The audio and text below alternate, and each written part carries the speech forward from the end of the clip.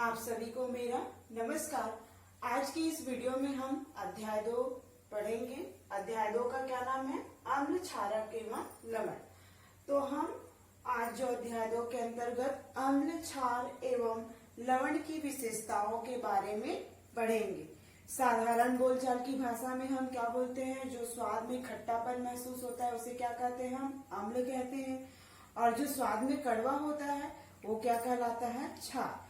और ये अम्ल क्षार जब आपस में क्रिया करते हैं या नया पदार्थ बनाते हैं तो उसे क्या कहते हैं? लवण। तो इन्हीं सब चीजों के बारे में जो अम्ल, क्षार एवं लवण है इसका हम अध्ययन इस अध्याय के अंतर्गत करेंगे। तो आप कुछ उदाहरणों के माध्यम से मैं बताना चाहूंगी कि दैनिक जीवन में हम बहुत सारे अम्ल क्षार का उपयोग करते हैं लेकिन हमें पता ही नहीं रहता है। जैसे क्या होता है, लाल चींटी जो है वो हमें काट लेती है, या फिर ततैया जो कीट है वो क्या है, कभी काट लेते हैं तो वहां पर जो काटा हुआ जगह है वहां पर साबुन को रगड़ने की सलाह दी जाती है। कभी अचानक आप लोग देखे होंगे कि अपना हमारे कपड़े में हल्दी का दाग लग जाता है, तो जब हम उसको धोते हैं उस पर साबुन लगाते हैं तो क्या होता है, उसका कलर क्या हो जाता है? परिवर्तित हो जाता है। मतलब उसके कलर में उस कपड़े का रंग परिवर्तन हो जाता है। इसके अलावा कोई व्यक्ति अगर एसिडिटी से पीड़ित है, मतलब उसको एसिडिटी की प्रॉब्लम है, तो उसको हम अगर खाने का सोडा दे दे तो वो क्या हो जाता है? ठीक हो जाता है।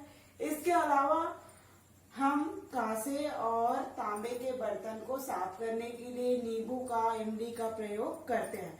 तो इस प्रकार से हम दैनिक जीवन में अम्ल और क्षार का उपयोग हम करते हैं। तो ये हो गया कि हमारे दैनिक जीवन में उपयोग होने वाले अम्ल और क्षार के बारे में। इसके अलावा आप लोग सूचक के बारे में पढ़े होंगे या जानते भी होंगे कि सूचक होता क्या है। तो सूचक क्या है? सूचक ऐसे पदार्थ होते हैं जिनके द्वारा हम किसी भी पदार्थ को अम्ल, क्षार और उदासीन के में वर्गीकृत कर सकते हैं। इसके अलावा लिटमस पेपर भी एक सूचक है जिसके द्वारा हम पदार्थों को अम्ल, क्षार के रूप में हम उसे वर्गीकृत कर सकते हैं। जो लिटमस पेपर क्या होता है? अम्ल, क्षार की उपस्थिति में अपना रंग परिवर्तन करता है। आप लोग इसके अलावा आप लोग देखोगे कि अम्ल और क्षार जो है वो आपस में क्रिया करके क्या बनाता है? लवण और पानी बनाता है। इसके अलावा आप लोग प्राकृतिक स्रोत से जो अम्ल और क्षार प्राप्त होते हैं उनके बारे में भी हम जानते हैं। जैसे प्राकृतिक स्रोत में पाए जाने वाले अम्ल और क्षार के बारे में बताती हूँ। तो पहले क्या है, हम अम्ल की बात ले लेंगे। तो इमली में आप लोग देखोगे, इमली तो खाते जो जरूर हो, और उसका स्वाद कैसा रहता है? खट्टा रहता है। तो क्या अभी आप लोगों ने कभी ये सोचा है कि इमली में कौन सा अम्ल पाया जाता है? इस पर आप लोग का ध्यान नहीं जाता। जनरली इमली पे स्वाद खट्टे पर ही जाता है। तो इमली में टार्टरिक अम्ल पाया जाता है। कौन सा अम्ल पाया जाता है? टार्टरिक अम्ल। इसके अलावा सेब में क्या पाया जाता है? सेब में मैलिक अम्ल पाया जाता है। सिरका में एसिटिक अम्ल। इसके अलावा आप लोग जो सब्जियों में यूज करते हो टमाटर, यानी टमाटर का उपयोग करते हो, उसमें भी आप लोग का अम्ल पाया जाता है। टार्टरिक अम्ल हो गया, ऑक्जेलिक अम्ल हो गया, ये सभी अम्ल टमाटर में पाए जाते हैं। तो इस प्रकार से ये क्या हो गया? प्राकृतिक स्रोत में पाए जाने वाले अम्ल की बात हो गई। इसके अलावा हम क्षार की बात करते हैं जो प्राकृतिक स्रोत में से पाए जाते हैं। तो क्या हो गया? चूना पत्थर, जिसमें क्या है? कैल्शियम कार्बोनेट पाए जाते हैं। खाने की सोडे की बात करेंगे तो क्या हो गया? वो सोडियम हाइड्रोजन कार्बोनेट हो गया। अगर कपड़े धोने के सोडे की बात करेंगे तो वो सोडियम कार्बोनेट हो गया। ये प्राकृतिक रूप से मिलने वाले क्षार की बात होगी। इसके अलावा कुछ और अम्ल और क्षार और भी पाए जाते हैं। जैसे अम्ल की बात करें तो क्या है? तनु हाइड्रोक्लोरिक अम्ल हो गया, और क्या हो गया? सल्फ्यूरिक अम्ल हो गया, नाइट्रिक अम्ल हो गया। जनरली ये प्रयोगशाला में उपयोग होने वाले अम्ल हैं। इसके अलावा क्षार भी है, और सोडियम हाइड्रोक्साइड हो गया, अमोनियम हाइड्रोक्साइड हो गया, और पोटेशियम हाइड्रोक्साइड। तो ये प्राकृतिक स्रोत से पाए जाने वाले अम्ल क्षार के अलावा भी ये और जो क्षार है जो अभी मैंने बताया, कौन कौन सा? सोडियम हाइड्रोक्साइड, अमोनियम हाइड्रोक्साइड और पोटेशियम हाइड्रोक्साइड, ये और भी तरीके से पाए जाने वाले क्या है? क्षार है, जो प्रयोगशाला में आप लोग का उपयोग होता है। अब आप बात करते हैं कि हम अम्ल और क्षार की पहचान कैसे करें।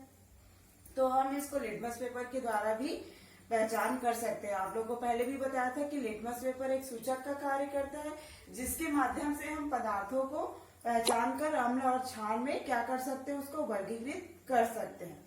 तो क्या होता है, अम्ल किसे कहते हैं, तो इसकी बात करें तो अम्ल किसे कहते हैं, तो देखते हैं।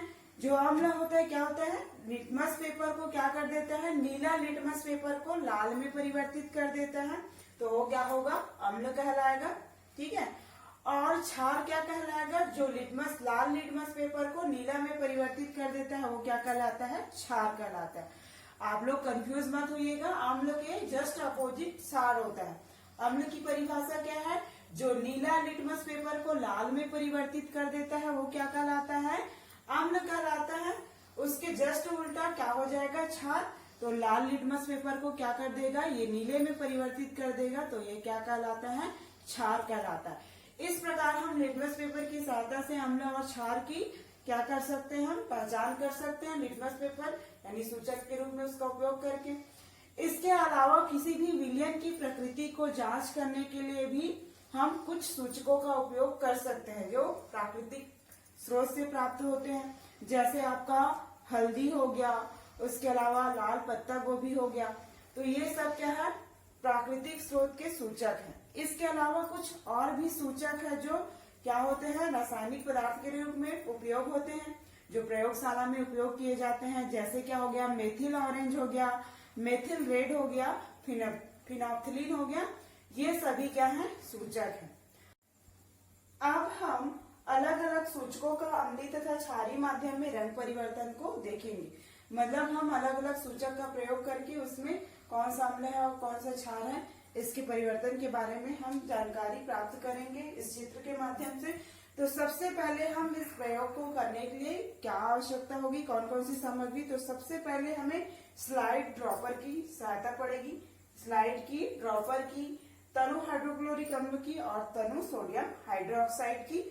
उसके अलावा फिनोप्थिलीन, मेथिल ऑरेंज, गुड़हल या फिर लाल गुलाब फूल का रस।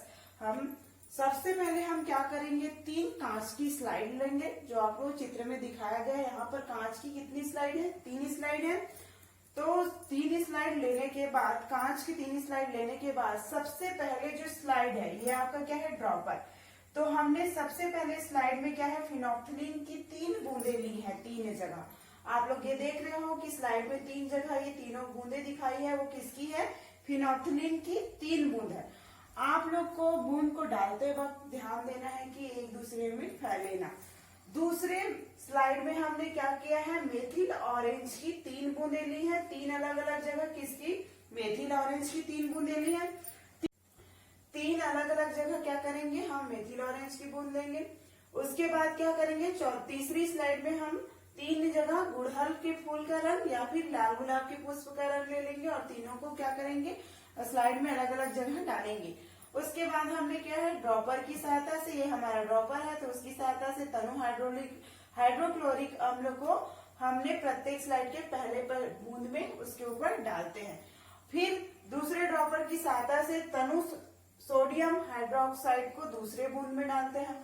तो स्लाइड की, प्रत्येक स्लाइड की जो तीसरी बूंद है वो किसके, सूचक के वास्तविक रंग को मतलब दर्शाता है। तो इस प्रकार से देखेंगे कि अलग अलग सूचकों का अम्लीय तथा क्षारीय माध्यम में रंग परिवर्तन मतलब क्या होता है कि जो अलग अलग सूचक है, जिन्होंने हमने किसका, फिनोप्थिलीन भी एक सूचक है, मेथिल ऑरेंज भी सूचक है, गुड़हल या फिर लाल गुलाब फूल भी एक सूचक का कार्य करता है। तो इसके माध्यम से हम अम्लीय और क्षारीय, क्षार में जो परिवर्तन होता है उसके बारे में हम जानकारी प्राप्त कर सकते हैं इस प्रयोग के माध्यम से।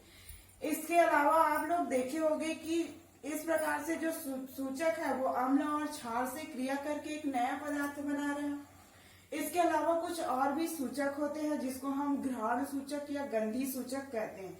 ये घ्राण सूचक और गंधी सूचक होता क्या है, सूचक जो है वो अम्ल और क्षार के साथ क्रिया करके नया पदार्थ बनाते हैं, जिसके कारण क्या होता है, उसके रंग में परिवर्तन होता है। आप लोग देखते हो कि हमारे आसपास भी कुछ ऐसे पदार्थ पाए जाते हैं जो क्या होता है अम्ल और क्षार के साथ अपनी गंध में परिवर्तन की सूचना देते हैं, जिसे हम क्या कहते हैं घ्राण सूचक या फिर गंधी सूचक कहते हैं। इसको हम एक प्रयोग के माध्यम से समझ सकते हैं। तो इस प्रयोग को करने के लिए सबसे पहले हमें एक सफेद कागज की जरूरत होगी और एक प्याज की। तो सबसे पहले हम सफेद कागज लेंगे। उस सफेद कागज में क्या करेंगे, प्याज को काटकर उसके टुकड़े को क्या करेंगे, रगड़ेंगे। एक प्याज को क्या कर लेंगे, हम काट लेंगे। उसके बाद उस सफेद कागज पर रगड़ेंगे। रगड़ने के बाद उस कागज का 3 टुकड़ा करेंगे।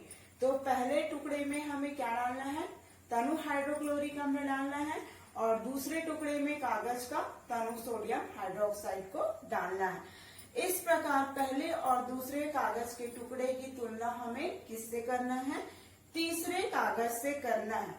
इसके अलावा इस प्रकार से हम क्या कर सकते हैं, इसकी तुलना करेंगे।